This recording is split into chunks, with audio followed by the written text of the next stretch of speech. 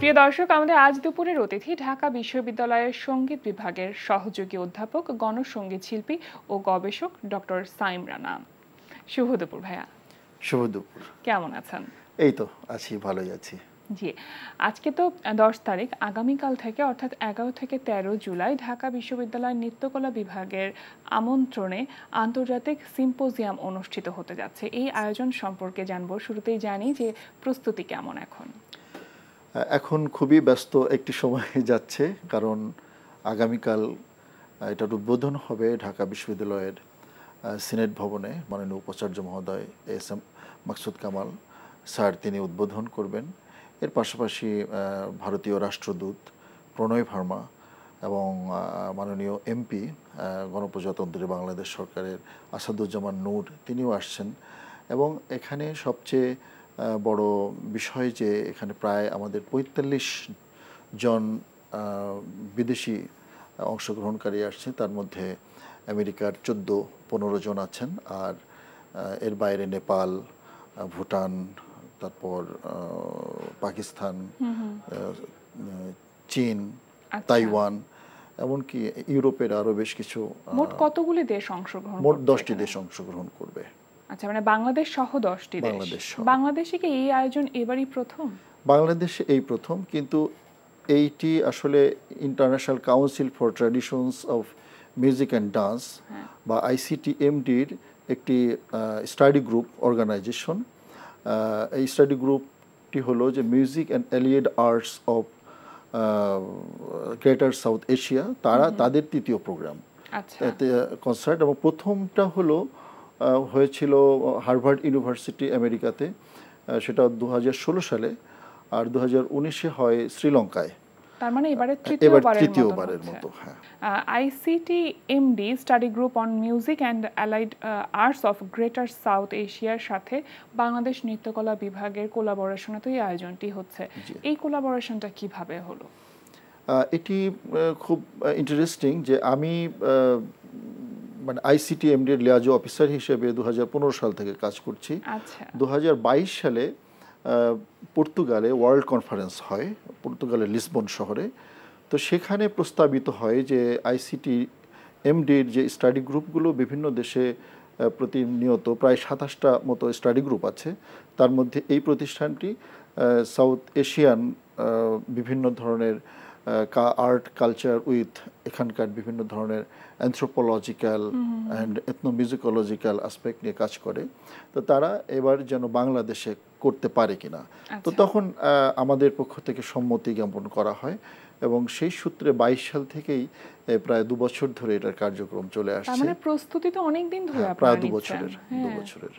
আচ্ছা, 11 থেকে এই 13 জুলাই পর্যন্ত যে আয়োজন হবে, সেই আয়োজনের মধ্যে কি কি থাকছে?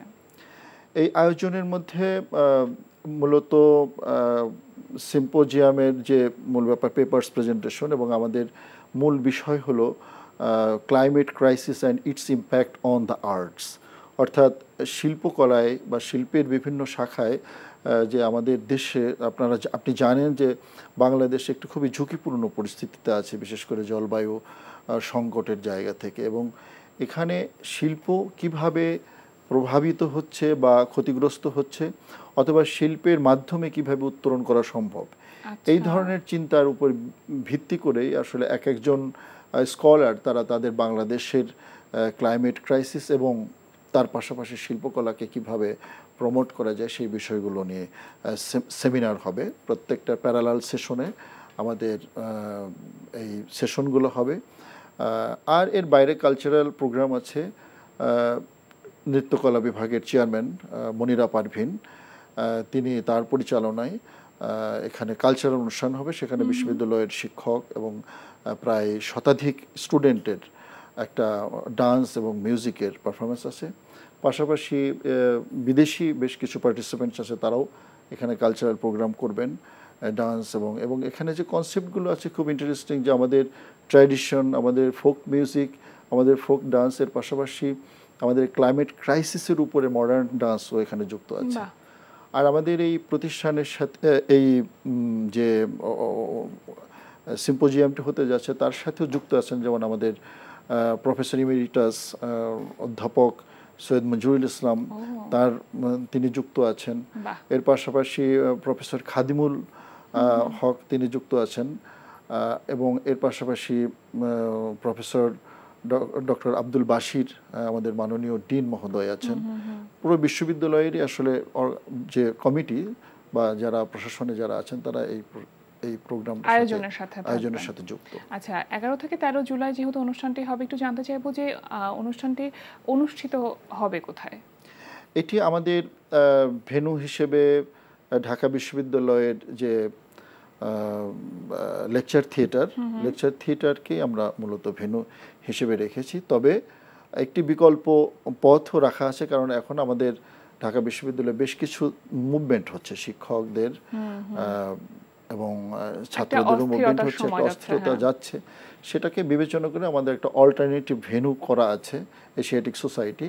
তো আমরা এখন রাত্রের মধ্যে বুঝতে পারবো যে আমরা কোথায় করছি। 2 জায়গা আমাদের প্রস্তুত করা আছে। আচ্ছা, এখন জন্ম সনদ দিয়ে খোলো বিকাশ স্টুডেন্ট অ্যাকাউন্ট, নিজের বিকাশ নিজে কর। আর সাধারণ দর্শক কি এখানে যেতে পারবেন?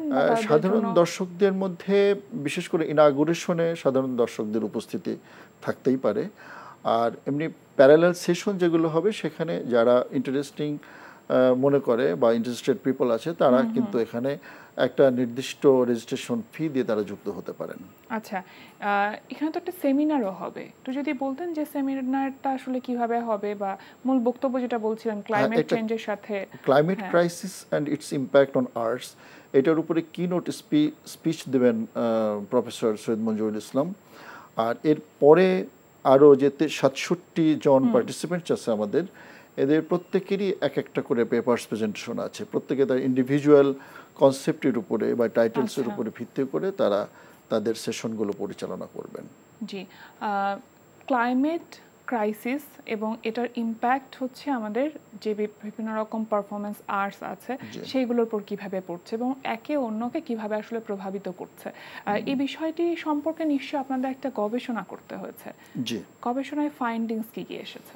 গবেষণা ফাইন্ডিংসে যেটা ধরা পড়ে, আপনি জানেন যে বাংলাদেশের মানে ক্লাইমেটের যে প্রভাব, এবং এখানে অনেকগুলো বিষয় আছে, বিশেষ করে বন্যা আছে, নাব্যতা আছে, তারপরে যে সমুদ্রের পানি যে বেড়ে যাচ্ছে এবং আমাদের পলি হচ্ছে, দুর্যোগ আছে, বন্যা আছে।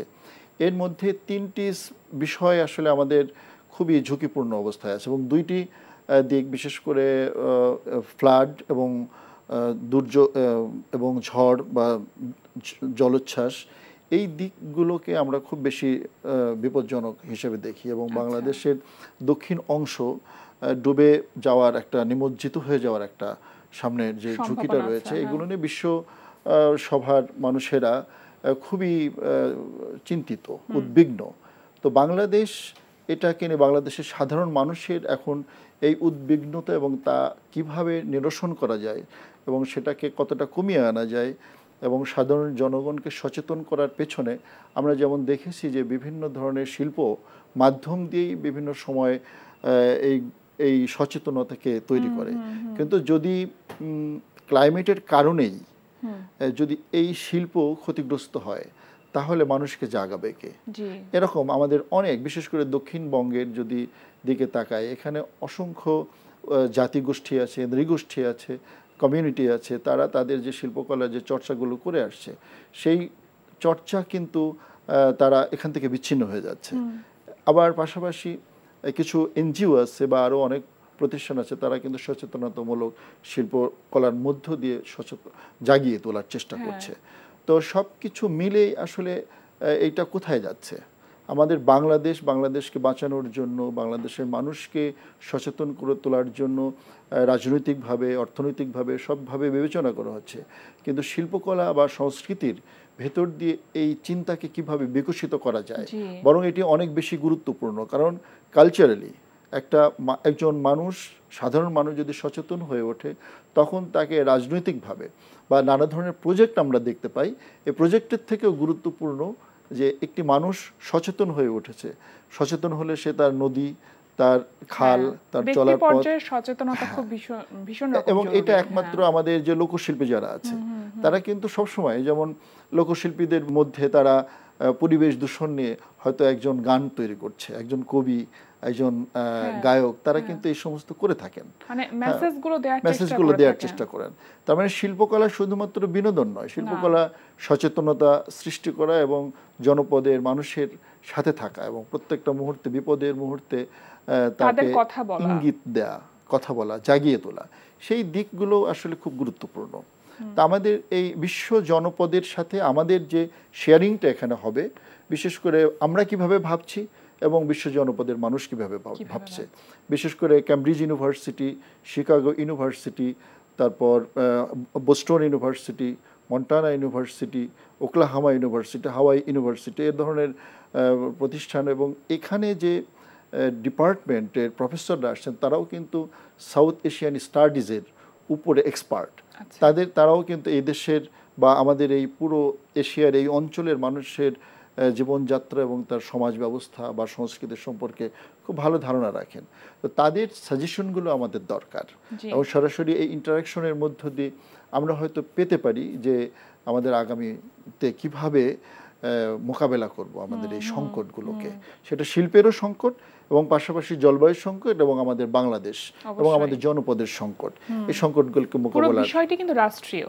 জি অবশ্যই। এই যে আন্তর্জাতিকভাবে এই আন্তর্জাতিক সিম্পোজিয়াম অনুষ্ঠিত হতে যাচ্ছে, এখানে তো বিভিন্ন রকম আন্তর্জাতিক আরো অনেকগুলো দেশ অংশগ্রহণ করবে, তো সেক্ষেত্রে কি মনে করছেন যে বাংলাদেশের যে পারফরমেন্স বা বাংলাদেশের আমাদের লোকশিল্প, সেটা আসলে বা দেশের বাইরে তো লোকশিল্পের তো অন্যরকম একটি কদর আছে, কিন্তু যখন অন্যান্য দেশগুলোর মধ্যে বাংলাদেশেই এই সিম্পোজিয়াম অনুষ্ঠিত হতে যাচ্ছে, সেখানে আপনাদের প্রত্যাশাটা কেমন?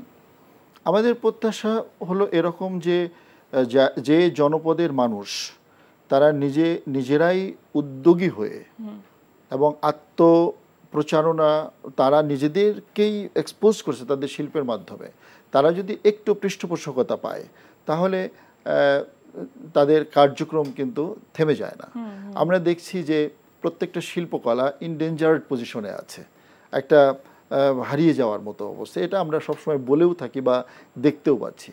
কিন্তু তাদেরকে জাগিয়ে তুললে আমরা আমাদের শিল্প কলাই শুধু নয়, বরং আমাদের নিজেদের আত্মপরিচয়কে বিশ্ববাসীর মাধ্যমে তুলে ধরতে পারবো, উপস্থাপন করার একটা সুযোগ তৈরি হবে।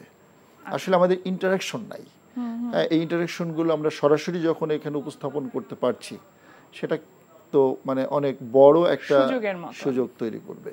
আচ্ছা, এরপরে যখন এবার তো তৃতীয়বারের মতন হচ্ছে, এই আয়োজন যখন চতুর্থবারের মতন হবে, নিশ্চয়ই সেটা বাংলাদেশে নাও হতে পারে, হয়তো দেশের বাইরে হতে পারে, সাউথ এশিয়ার মধ্যেই যে কোনো একটা দেশ। সেক্ষেত্রে কি তখন বাংলাদেশ সেটাতে অংশগ্রহণ করবে? জি, এটা স্টাডি গ্রুপের আসলে ICTMD-র একটা বৈশিষ্ট্য হচ্ছে এটা একটা ওয়ার্ল্ড অর্গানাইজেশন। এখানে প্রত্যেকটা দেশই, পৃথিবীর প্রায় 127টা দেশ মেম্বার হিসেবে আছে। তো বাংলাদেশেও প্রায় 15-20 জন মেম্বার এখন আছে আর কি। তো এই মেম্বার যারা আছেন তারা কিন্তু এই 27টা যে স্টাডি গ্রুপ আছে প্রত্যেকটা জায়গায় অংশগ্রহণ করতে পারে। তো এখানে যেমন আমরা এখানে সাউথ এশিয়ান স্টাডিজের উপরে এরা কাজ করছে। এর বাইরে যেমন আছে ট্রান্সজেন্ডার আছে, তারপরে সেক্সুয়ালিটি আছে, তারপরে মাইনরিটি আছে, ডায়াসপোরা আছে, তারপরে আরও ওয়ার কিংবা আফ্রিকান কালচার, আমেরিকান কালচার, এরকম নানা ধরনের প্রসঙ্গ নিয়ে ICTM কাজ করে স্টাডি গ্রুপের মধ্য দিয়ে। তো এখানকার যারা স্কলার বা যারা চিন্তক এই ধরনের সেমিনার সিম্পোজিয়ামের মধ্য দিয়ে তারা এটার সাথে যুক্ত হবে, তারা কিন্তু পৃথিবীর যে কোনো প্রান্তেই আরও অন্যান্য বিশ্বেও তারা আমাদের নিজেদের চিন্তাগুলোকে এক্সপোজ করার সুযোগ পাবে। অবশ্যই। অনেক অনেক শুভকামনা রইল ভাইয়া, আজকে আমাদের আয়োজনে আসবার জন্য অসংখ্য ধন্যবাদ আপনাকে। আপনাকেও অনেক ধন্যবাদ এবং NTPকেও ধন্যবাদ জানাচ্ছি যে এরকম একটি প্রস্তাবনামূলক এরকম একটি আয়োজন করার জন্য। প্রিয় দর্শক, আমরা চলে এসেছি অনুষ্ঠানের শেষ প্রান্তে। অনুষ্ঠান সম্পর্কে আপনার মতামত জানাতে মেইল করুন আজ দুপুরে @ntvpd.com এ। বিশ্বের যে কোনো প্রান্ত থেকে যে কোনো সময় আজ দুপুরে দেখতে ভিজিট করুন আমাদের পূর্ণাঙ্গ ওয়েব পোর্টাল www.ntvpd.com। এছাড়া NTV সব জনপ্রিয় অনুষ্ঠান ও খবরের আপডেট পেতে ভিজিট করুন আমাদের ইউটিউব চ্যানেল ও ভেরিফাইড ফেসবুক পেজে। সবার মঙ্গল কামনায় আজকের মতো এখানেই শেষ করছি। শুভ দুপুর।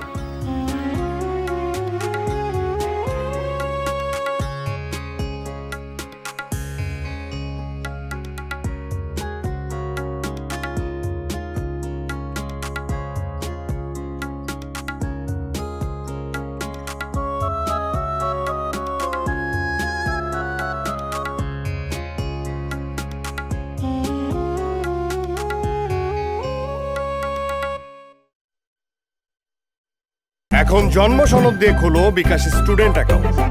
নিজের বিকাশ নিজে কর।